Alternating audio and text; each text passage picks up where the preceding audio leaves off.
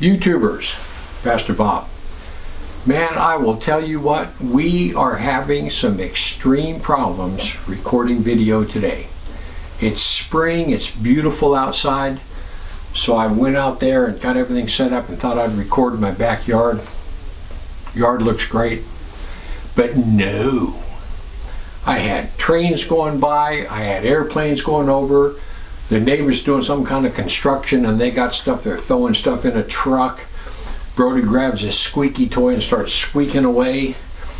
And then Dozer, the Great Dane next door, he starts chasing a cat and gets in a fight with a cat, and that was noisy, just noise pollution everywhere. So I finally gave up and I came in my house and I thought, you know what, I'll just do it in my studio. So I record my first video and I'm about 3/4 of the way through it and the battery in the camera dies. So I thought, oh heck. So I changed out the batteries and then I recorded 2 full videos and realized that my recorder wasn't on, my sound recorder wasn't on. So here we're starting over again for about the 6th time. People, listen, whenever that happens, whenever things come upon you that are just, you're just thinking, I can't get this done. You know what you do? You just press on through. You just sit there and think, you know what? Satan has pounded me down like 6 times, 7 times. I'm not going to let him win. I'm going to do these videos. I'm going to do whatever I'm going to do. And you just press on through and you get it done. Because obviously if he doesn't want you getting it done, there's something that you're going to say that's really going to help somebody out there. So we're pressing through. So the first video we're going to do is on consequences. You know, a lot of people think, you know what, there's no way I'm going to get caught. There's no way I'm going to get caught. It's too easy. You know, bank robbers all the time, they'll come up with a plan, they'll have their getaway car, they'll choose the perfect time of day. They're just all ready. There's no way they're going to get caught. If they thought they were going to get caught, they wouldn't do it. But they know there's no way I'm going to get caught. But they do, and the prisons are full of bank robbers that got caught.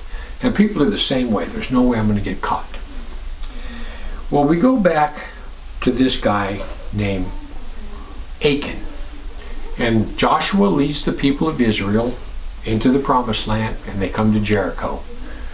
And God comes up with the battle plan, and he tells Joshua, you're going to march around the city once a day for 7 days, and on the 7th day you're going to march around it 7 times, you're going to blow the trumpets and the walls are going to fall down, you're going to go inside and you're going to wipe them out.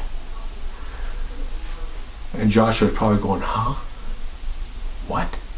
That's the battle plan? Lord, that's the battle plan? God goes, yeah, that's it. Trust me on this one. Oh, by the way, I don't want you taking any spoil from Jericho. No clothes, no silver, no gold. All the silver and gold is going to go into the treasury of the temple. It's mine. You're not going to take anything. Joshua's probably thinking, oh boy, this is going to work out great. Everybody does it. And what happens is they completely wipe out Jericho. Everything's looking really good. Then they come to Ai. But when they get to Ai, they get defeated, they get turned back, and Joshua's devastated. And God says, well, listen, the reason you lost is because there's sin in the camp. Someone took some spoil they weren't supposed to. So Joshua lines them up by tribe, and they all pass through, and he picks the tribe, he lines them up by clan, picks the clan, lines them up by family, picks the family, and it comes out to be this guy Achan. And Joshua goes, what did you do? And Joshua the son of Nun called the priests. And then this guy Achan. He says, Achan answered and said, truly I have sinned against the Lord. This is what I did. When I saw among the spoil beautiful garments, 200 shekels of silver, a wedge of gold, I took it. And it's over in my tent. I dug a hole, I buried them all in the ground inside my tent. Sorry. Joshua goes, well, sorry's not going to do it. So Joshua said, why did you bring this trouble on us? Well, today the Lord's going to trouble you. And all Israel stoned him with stones and burned him with fire. And they heaped up this great big mound of stones as a memorial. You can probably go somewhere in Israel today and find that pile of stones, and Achan's right underneath it. He thought, there's no way I'm going to get caught. How can I get caught?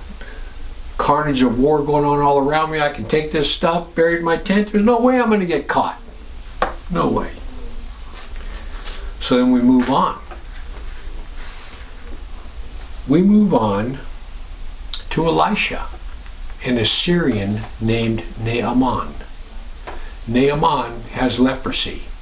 And there's this little Jewish girl in his household that says, hey, you know that we have a prophet in Israel that could probably heal you.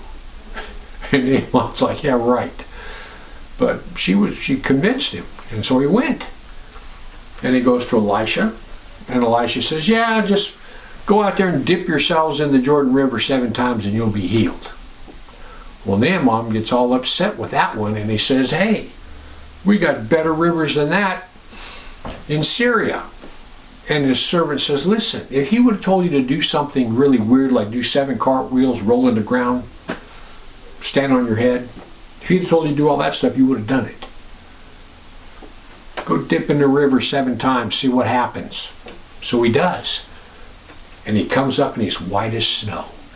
And he comes back to Elisha and says, listen, take these gifts, gold, silver, garments, everything. He just tries to load him up with gifts. And Elisha says, I'm not taking a thing. Not one thing. Naaman realizes something. He says, Elisha, listen, I know that you're a prophet of the true God, because no one but the true God could have healed me of my leprosy. I know that. He goes, but listen, there's something that I'm going to have to do with my master. I accompany my master in to his pagan temple. He holds onto my arm, and I have to bow with him in this temple. And I know that this is a fake God. This God can do nothing. You have the true God. And Elisha goes, that's okay, you're covered. Do what you have to do with your master. You're covered. In comes Gehazi. And Gehazi says, what? Are you kidding me? You heal this Syrian and you don't take any money? I'm not letting that pass. There's no way. There's no way. This is a perfect plan. I'm not going to get caught. This is what I'll do. I'll chase after this guy and I'll say, hey, some people came to my master and he changed his mind. He wants some things for them. Yeah, perfect plan. So he does. He rides off out there, catches Naaman and says, hey, a couple of my master's friends came to him and he would like to get a couple of garments and, and a few other things, maybe some gold, some silver, a bunch of stuff for his friends.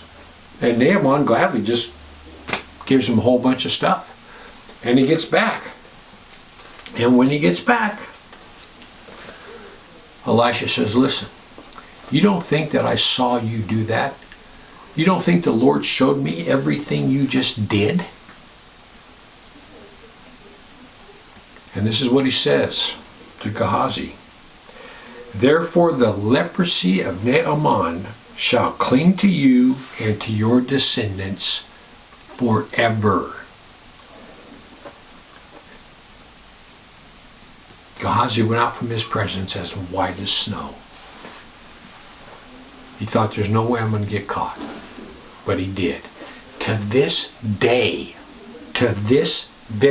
day, there is a leper colony somewhere in the world that can trace their ancestry all the way back to Gehazi. Because that leprosy has been with that family line to this day. People, listen. Never ever think, there's no way I'm going to get caught. There's no way I'm going to get caught. The Bible says that Satan sneaks around like a lion looking for someone to destroy. The Bible says that his job is to steal, kill, and destroy. And every time he puts a little plan in your head, there's no way you're going to get caught. He's doing it to destroy you because he knows you're going to get caught. Never, ever, ever, ever, ever think there's no way I'm going to get caught. Instead, you think this. You think there's no way I'm going to get away with this. There's no way I'm going to get away with this. I don't care if you're thinking about having an affair, stealing something, doing this, doing that. There's no way you're going to get away with it. Because the Bible says, be sure of this, your sin will find you out. Be sure of this. You're going to get caught, no matter what it is. There's always consequences to pay. Anyway, I just want to give you something to think about. Heaven or hell, you choose. Just remember, once you take your last breath, it's a done deal.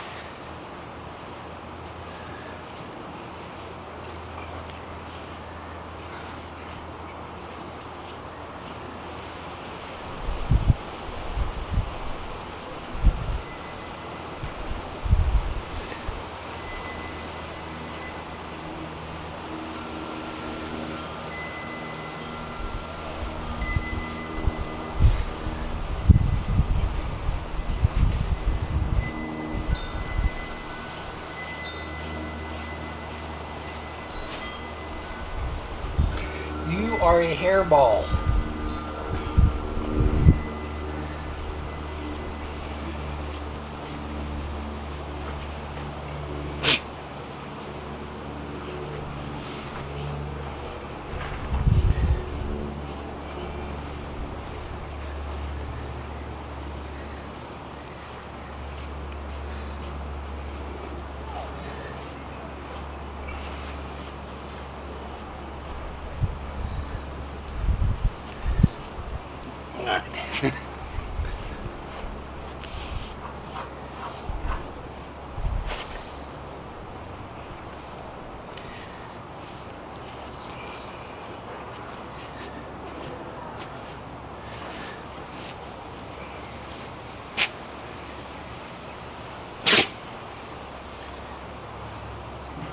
Okay, hair fluffers. The other side. Flip over. Flip over. No!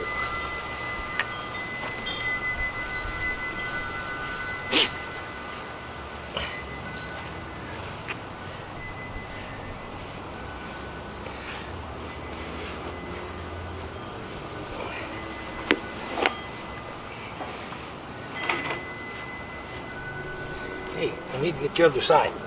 Come here. Oh, here.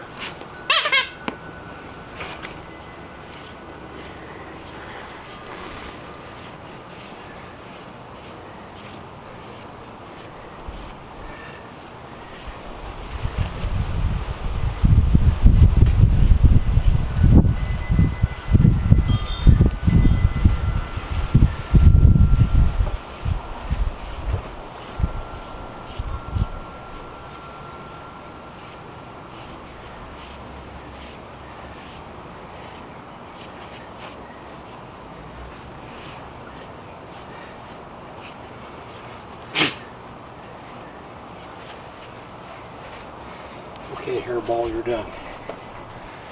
All done.